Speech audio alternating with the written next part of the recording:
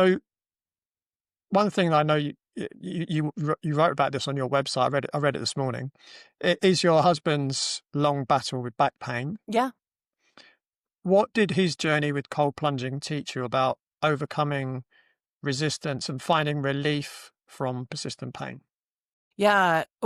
What I find so interesting and has been very evident between the two of us is I obviously was going for more of the mental health support and the intangible pieces. And he definitely came at it from a place of just wanting to move on from this chronic back pain that he had, which once he did it, he realized that, well, for one, he also was very resistant. He was like, I don't want to do it either. And then when he was staring at the trough out there in the backyard every day, it became like, well, why not? So that wore down quickly. But what he realized is when he holds stress in his body, it just goes to this one particular spot in his back and it nestles in and stays there. So he was able to finally have a perspective of like what the cause was, as opposed to just having no idea what that was. And it's amazing. I mean, it took a few times to realize like, oh, I got out and it's not coming back. So, and then if he stayed out of it for a few days, travel for work, things like that, he'd be like, oh, it kind of crept back. He'd hop in and it's gone. It literally just flushes out in the water. And so, what was interesting in that was to see, like, it gave him that perspective to be able to realize, oh, I have these stressors come up. It goes in my back. Here's a solution that moves it out.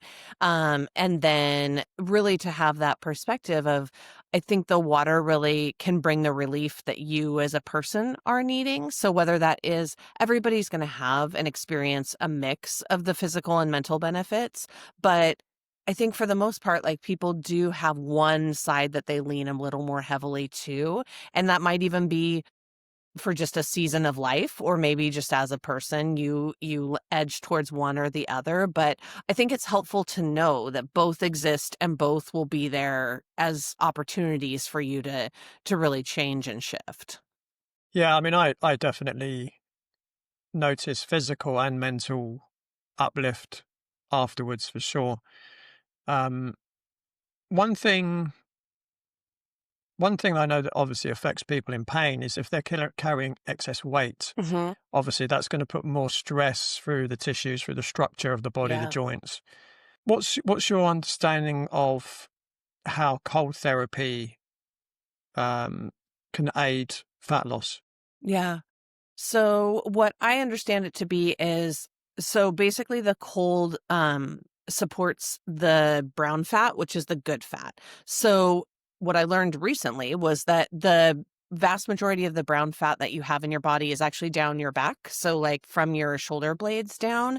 And so when you think about it, if you're immersed in cold water, like that's all covered, right? So that's all getting supported by that cold water.